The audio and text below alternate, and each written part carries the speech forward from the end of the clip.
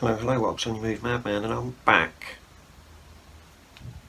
And today's extremely exciting because today we're going to be talking about a Blu-ray today, actually, or two, depending on how you look at it. Well, there is two, so that is how we'll look at it. Yeah, today we're going to talk about the French Connection and the French Connection 2. So the French Connection collection.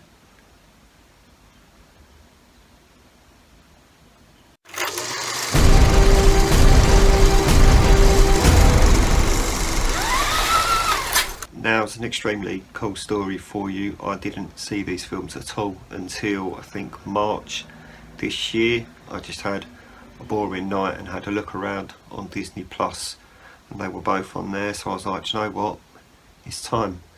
So I watched the first one, and it got to the end and it didn't quite finish the way I thought it was going to finish, and it just left me thinking, wonder what the second one's about. And I think it took me about half hour, 45 minutes before I then put the second one on. So that's exciting for you, isn't it? This is the Blu-ray release, obviously. They're both in here as well, the first one and the second one here. Look, might actually probably show you the back cover there. 18 rated as well. They both have DTS-X sound 5.1. It's literally about as exciting as the sound gets. As far as I'm aware, you can't get either of these in 4K as of yet, otherwise I probably would have done that. One's made in 1971, the other one is made in 1975, so lots of really cool information for you. Now, when I got this, I thought there was a loose disc inside. If you can, it sounds like there's a loose disc in there, which is really annoying, but when you have a look at the inside, it's just a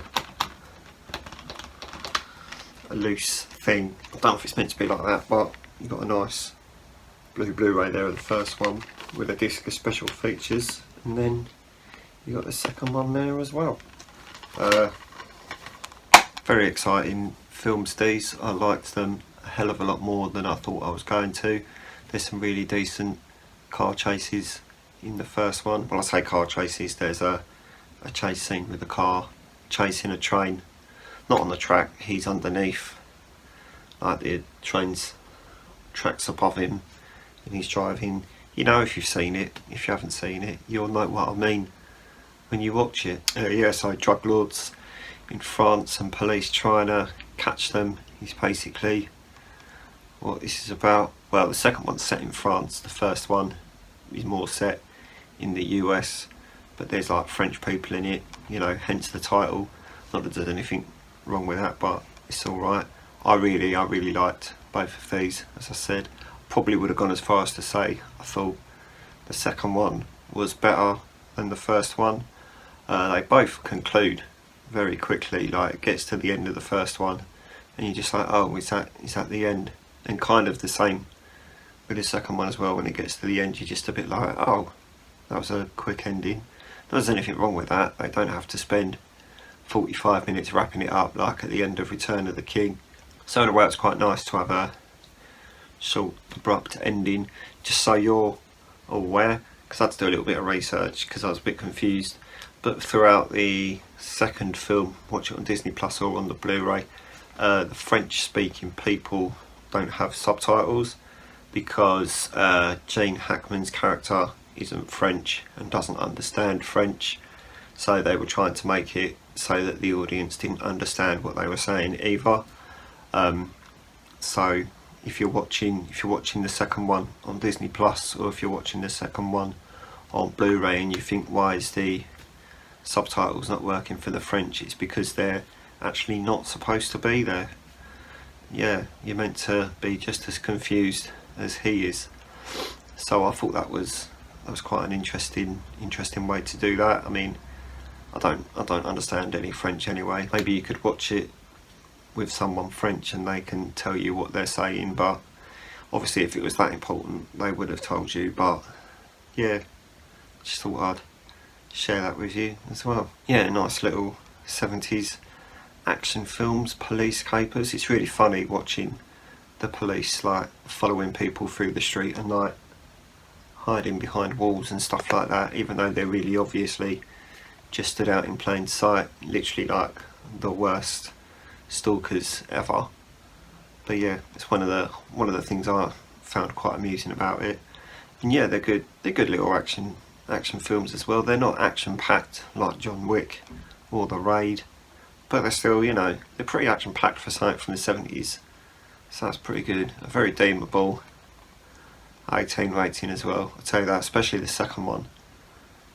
Yeah, there's no surprise these haven't been re-rated, because I reckon if they were, they'd still be 18s now.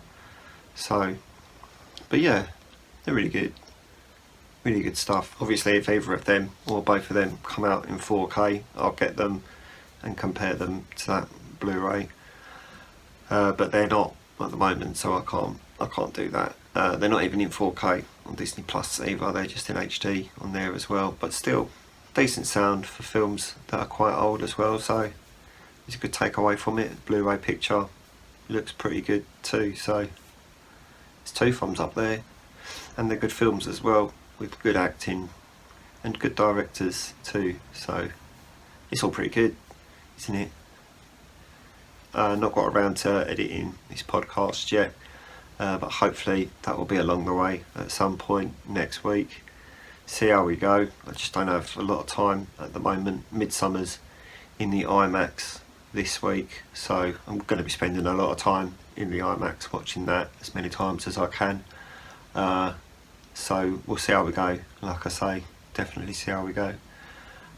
Believe that's it for today though. If you could like this video and subscribe to the channel if you haven't already, and I'm gonna fuck off.